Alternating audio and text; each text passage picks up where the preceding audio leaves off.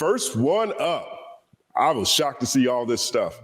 We got Young Thug versus everybody. It's kind of like Joey Badass versus everybody, or Detroit versus everybody, but maybe more evil in a way. You know, this is a series of conversations that have stemmed from Young Thug's interrogation video initially that was leaked, presumably by the DA in Atlanta, and then has been followed with a series of leaks with Young Thug on the wire, not even the wire, on the jail phone, talking junk about a lot of his friends, a lot of people he collaborates with, and a lot of people who are integral to the Atlanta scene and culture. I want to start with you, Stat, since you're the one most connected to Atlanta. I think that's fair to say. What's your initial reaction to some of the things that you've heard coming from Young Thug? And, okay, so first of all, I'm a grown man. I'm in my 40s here. So the snitching thing, I have no connection to that anymore, you know. So I'm not holding that against him if he snitched or if he didn't snitch. Now, on that, I didn't like the fact that the way he held Gunna to such a high standard as far as snitching, and then proceeded to walk into a interrogation room and tell them, if you need anything, call me. That's probably not.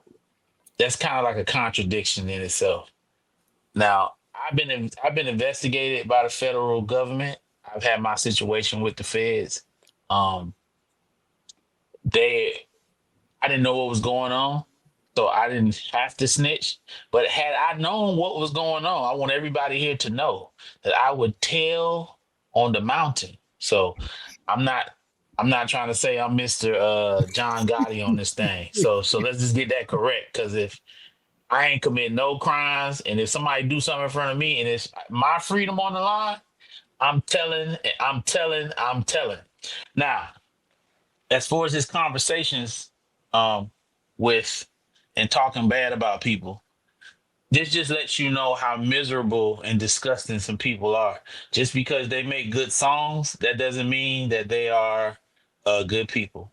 I've said this and I'm going to say it again. His nickname is a spider. He's a slime. He's a snake. He got a rattlesnake as his logo. I mean, these things mean something, you know? One of my friends is a rapper. His name's The Game. Okay? People say he plays games. Yeah, the nigga's name is The Game. You understand what I'm saying? You know? Glasses Malone. Very smart, huh? Glasses. Huh? It means some shit. Stat Quo, statistics, numbers, hurry up, on time, prompt. It means something. Dr. Dre, surgical, very particular. So when people start naming themselves slime and spider and the shit is a snake, he's already telling you what he is.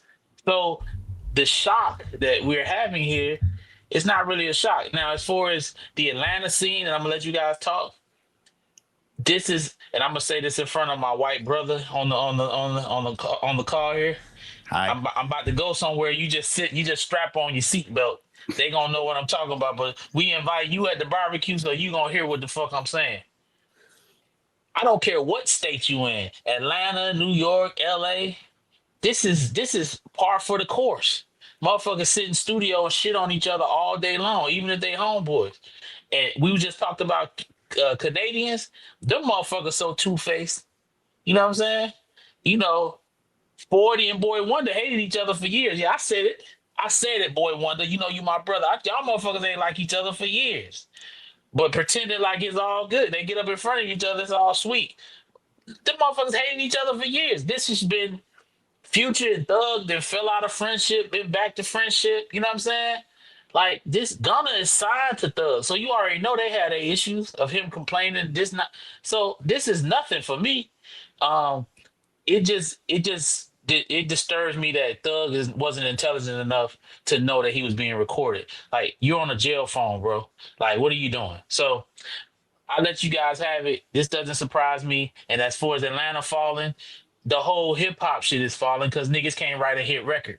That's the problem. We got great underground music and great guys putting out bodies of work. I'm sure Glasses shit is dope, but at the end of the day, what has made hip hop grow fast is the ability to make records that the world gravitated to, and none of the guys that so-called are the hit makers are doing that on a regular basis. So you guys have a I mean, I don't think people talking junk about each other is a surprise. I think the bigger surprise to me is the freedom in which Thug was talking on police phones. And I also think it's really crazy because the South has had the reputation of having so much unity for so long, has been the one region that's been able to put whatever conflicts, whatever BS to the side reputationally, and just go after and get the bag and keep the region pushing in a way that New York or the West Coast wasn't able to do, especially initially. And if given a lot of things that have come out in this RICO case and a lot of things that have come out around this conversation this week with Thug, yeah, it seems like one guy is kind of at the nexus of saying, of putting all that in jeopardy. Now, maybe that's saying too much, but Mace, I'm curious about what you think about all this. Nah, y'all cooking with this one. Stat is definitely cooking as well. Me, I'm looking at it like this is an evolving conversation, right? In the beginning, it was very much, a street thing, very much a snitching thing, like Stat said. And for those of us, depending on how far on the sidewalk or off the sidewalk you are, it might not really hold much weight with a lot of people. I know a lot of people were upset because of how he was treating Gunna, at least publicly, right? It seemed like he was holding them to a certain standard, like Stat said. And so people are upset about that, him not sounding like he did in public behind closed doors, right? But like I said, the conversation has evolved. You know what I mean? Because at one point it seemed like, okay, the street thing, is it a music conversation because we got to the Kendrick, the infamous Kendrick portion of it, right? And now at this point with the Glorilla talk, I don't know what's happening. It seemed like they just got gossip. Somebody's out there to make everyone publicly hate Thug. You know what I mean? So I have to give him that, because he was having conversations that he didn't think we were going to hear. So I got to give him that credit. I also have to understand that at this point. Wait. Let me ask you a question. I didn't mean to cut you off. Sure. I just want to make sure I heard you correctly. He was having conversations he didn't think people were going to hear. Right. Okay. Right. I just want to make sure I heard that right. And so we'll come back to I'm saying in that instance, a lot of us often talk how we wouldn't talk. You know what I mean? We might be a little bit more loose with the tongue. You know what I mean? In those type of situations. So I'm not going to act like he was out here ranting and raving online. He was talking to his mans thinking he could say something. So, I want to interrupt you. I want to interrupt you and tell you that he knew. His lawyers told him. They make it plain and clear. If you've been incarcerated on that phone, any other inmates will tell you to not talk on that phone because they're recording everything. This is a known fact. You know what I'm saying? Glasses, probably, not to pigeonhole you, Glasses, but you can speak to that as far as people that have been incarcerated that haven't had their cell phone but they have spoken on them phones. He could tell you too. He knew. Right. He didn't know, of course. Absolutely. You're right about that. But how many jail conversations do we often hear? I mean, in that sense, I'm with Mace. I'm with Mace. Hold tight. Let Mace give Mace a chance to finish this point. Oh, but it's how many jail calls we hear. He was being recorded, but he still didn't know that we were gonna hear, or the larger public were gonna hear what was recorded. So I gotta give him that, a lot of people in that instance would say things that they wouldn't say publicly, right? And at the same time, Thug himself was at, what a lot of people would feel maybe the lowest point in his life. So like you say, he probably was miserable, Stat. He probably was angry. He probably was hating. You know what I mean? He was in a spot where a lot of us would be carrying those sentiments. But, after, giving him the grace of that, I got to say this, it looks super crazy, right? At this point, he's on the phone gossiping about Glorilla, telling his shorty how she ugly. You know what I mean? That's like you walk past a bad shorty and you tell your girl like she whack, girl. You know what I mean? But so that kind of dynamic is a little bit interesting.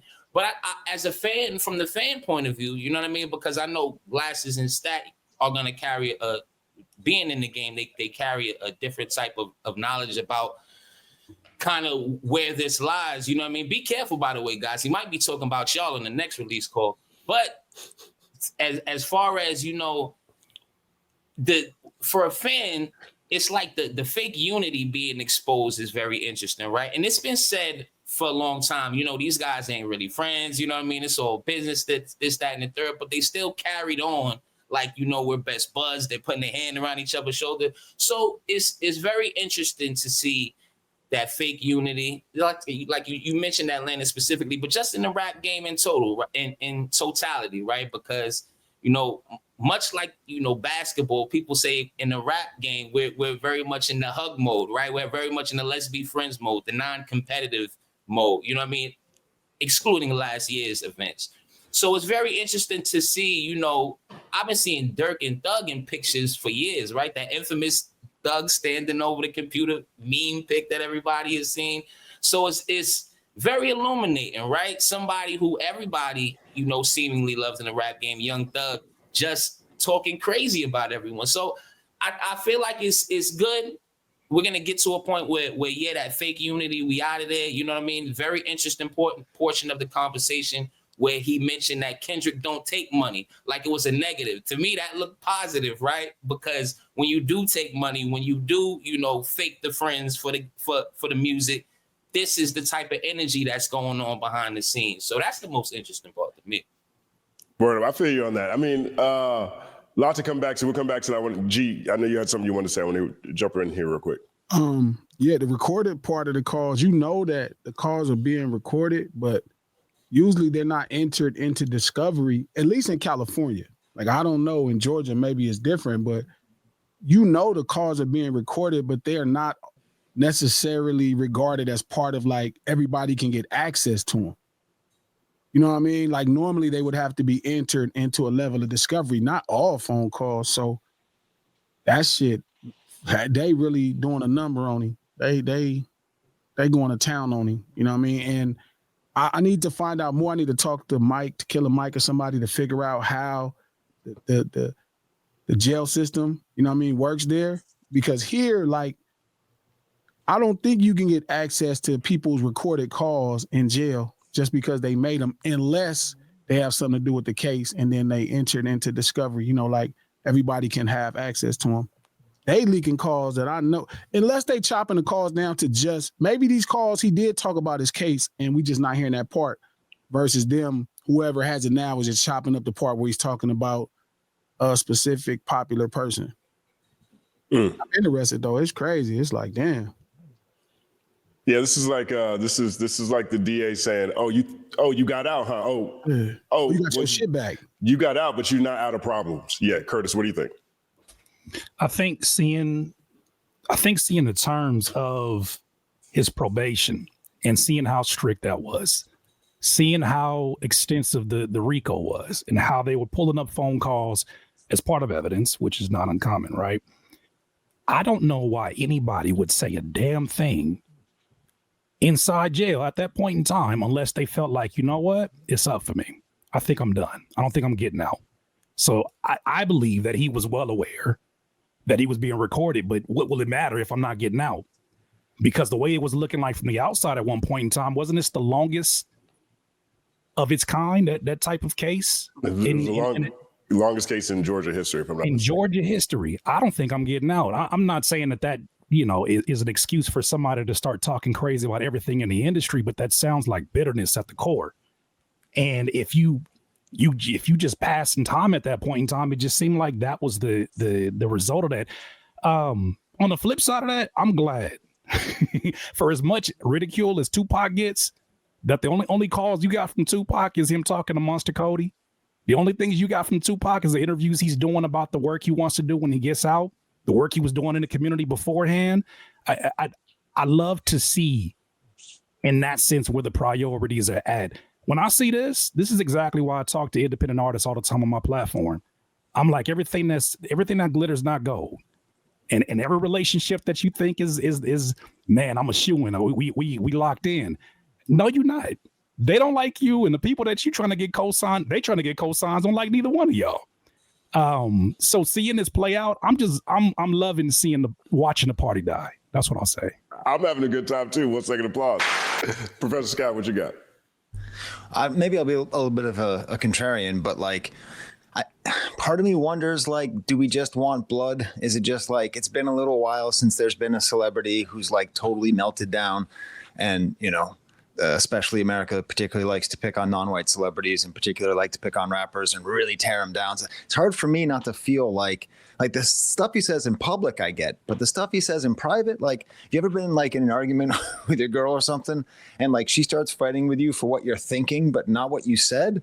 And you're like, no, this is, I didn't actually say that. I was thinking that, but I didn't actually say it. I feel like, I don't know. I feel a little sympathy. I mean, I don't particularly like a lot of his music. I don't particularly like the way he presents himself. And, kind of like Stat said, who am I? I told you who I am, a snake, like he said that, but I don't know. At the same time, I do get a little bit worried about how much fun it is to just see him. Cause it's like tomorrow he's going to wake up and just be like, I hate Mr. Rogers, and I hate, like what are we going to discover?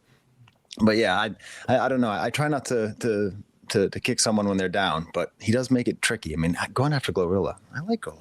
Yeah. Well, I think a lot of the sentiment comes from how he treated Gunna, how he's treated other people. I don't think people are celebrating potentially his civil rights. Hold tight, G. I don't think people are potentially celebrating his civil rights being violated.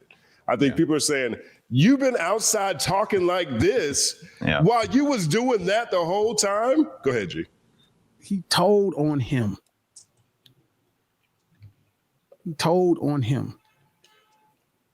Like, I get it, man. Wait. You're saying Gunna told on Thug. Yes. Okay. And now was this before or after Thug's his recordings came out? My timeline. Yeah, like. Well, he took the plea and basically confirmed that YSL was a gang when it really was not a gang. So that's why Thug felt the way he felt, because he said basically he's like, yeah, this is a gang, which he's such an integral part of it. It's like basically saying it's validating their charge, And I've seen crimes that people have committed. Like, people don't remember the statement that the lady is reading is in Gunna's words. But Gunna's Glasses statement. But Glasses, this one thing Thug know, because we all know, Gunna ain't no street dude though, dog. I don't. He said once again. No, come on. Hey man, come on, man. Stat, y'all got it. Stat. Come on now. Hey, come on. Hey, listen, man. Come on. Hey. I saw video, Stat, blue rag. All that. It's a lot of people acting out here, dog. It's called. I didn't know those. That I thought he was too. No. What I'm saying is, you didn't know. You're not supposed to know, but Thug knew. So my thing is, you got to put your people in positions to win.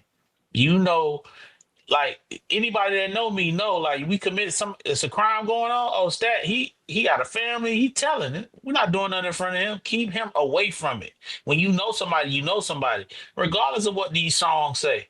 I can go in the studio right now, write the most gangsterous shit. You would think it's coming from a motherfucking 9-time, 20-time felon. And then I'm gonna take my ass home and watch TV. And if somebody break in my house, I'm telling. So what I'm saying is, so everybody knows Gunna is not a thug. In that situation, Thug knew that. But even Thug is saying in the calls that he never exposed him to anything. Remember, that's not the charge. It's not like he specifically spoke on the crime. But he didn't expose him. But the fact that Gunna did it. My point is, why are you surprised when he ain't built for what he's going through? That man ain't never been in no jail. He ain't built for that. So it shouldn't even, you riding this dude like he's some kind of big time street dude. And the delusion here is Thug believed that he was more powerful than Gunna's ability to write songs that resonate with the world. And dog, there is nothing more powerful than music written correctly in a catchy way. When we would watch R. Kelly pee all over them girls. I don't know who listening. I'm sorry, kids, but it happened. We watched R. Kelly did it, and then he wrote Step in the Name of Love, and he was back at the barbecue with grandma and auntie them as if he did not urinate on a child. We watched Kobe Bryant get accused of, something in Utah with this lady, sodomy, you know what I mean? But he scored 40 points the next night. We didn't give a damn about what's happening.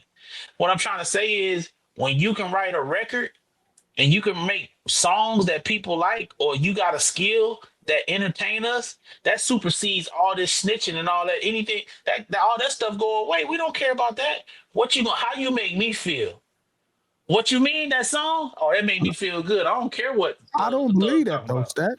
It's a fact. I think that's the general consensus from the outside looking in.